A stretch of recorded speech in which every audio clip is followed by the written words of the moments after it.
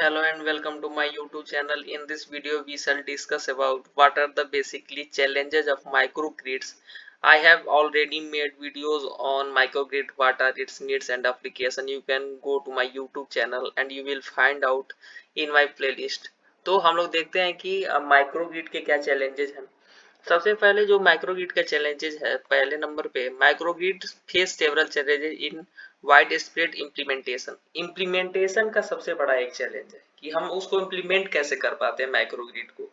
और जो टेक्नोलॉजी का इंटीग्रेशन है, फाइनेंसिंग है and legal and regulatory status pose the main barrier of overcome for wide spread microgrid applications use.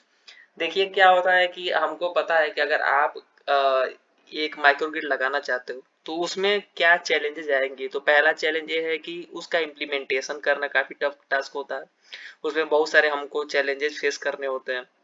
उसके बाद जो टेक्नोलॉजी का इंटीग्रेशन है वो भी काफी डिफिकल्ट होता है माइक्रोग्रिड में। और फाइनेंस एक उसमें इशू होता है।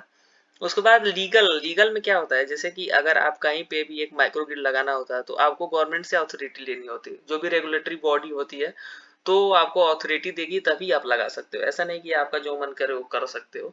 तो इंडिया में या कहीं पे भी आपको एक रेगुलेटरी बॉडी से जो भी रेगुलेटरी स्टेटस होता है उसको मेंटेन करना होता है, लीगल एक्शन लेना होता है। तो ये एक बैरियर की तरह काम करता है। उसमें बहुत तरह के बैरियर्स होते हैं, बहुत तरह के प्रोसीजर्स होकर के आपको जाना होता है जिसको ओवरकम करने की जरूरत है। अब उसके बाद क्या है, सेकेंड नंबर पे the integration of microgrids into existing legacy system में be challenging due to the outdated equipment pairing with newly technology. अब क्या होता है कि हमको इंटीग्रेट करना होता है जो भी माइक्रोग्रिड होता है उसको नेशनल ग्रिड से। जब नेशनल ग्रिड में या एक तरह से आपका जो ग्रिड पहले से है उसको हमको इंटीग्रेट करना होता है, जो माइक्रोग्रिड आप लगा रहे होते। तो जो ग्रिड से हम लोग इंटीग्रेट करेंगे तो होता क्या है कि वो ग्रिड काफी पुराना पड़ चुका होता है, उसमें जो इक्विपमेंट्स लगे होते हैं वो आउटडेटेड होते हैं और उसको आपको एक नए टेक्नोलॉजी से पेयर करना होता है।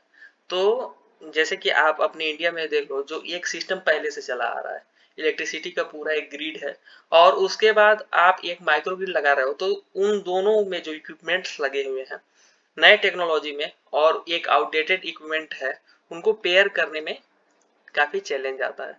तो ये एक इसका चैलेंज है। इट में रिक्वायर स्पेशलाइज्ड इक्विपमेंट्स, इसमें आपको स्पेशलाइज्ड इक्विपमेंट्स की आवश्यकता पड़ती है जो कि कॉस्टली होती है। तो ये ऐड कर सकते हैं। तीसरा क्या है, financing for microgrids is another hurdle. Financing आपको मैंने पहले भी बताया, जिसको कम किया जाना चाहिए। As it require an entity to be responsible for the upfront cost of implementations and the maintain of the system. Typically a developer or investor would have take ownership of setting up the system. जो भी developer है, investor होगा, वो ownership लेता है system को set करने का। तो खुद अगर वो पैसा लगा रहा है तो वो उसका ऑनरशिप लेगा, ये तो जाहिर सी बात है। लेकिन इसमें एक इशू और क्या आता है कि जो भी मेंटेनेंस है, मेंटेनेंस में भी आपको अच्छे खासे पैसे खर्च करने होते हैं। अब बहुत ज्यादा मेंटेनेंस कॉस्ट इसका हाई नहीं होता है एज कंपेयर टू आपका जो भी नेशनल ग्रिड है या जो भी पावर ट्रांसमिशन ग्रिड है उसके कंपेयर में कम होता है, लेकिन मेंटेनेंस के लिए भी आपको कुछ पैसे खर्च करने होते हैं।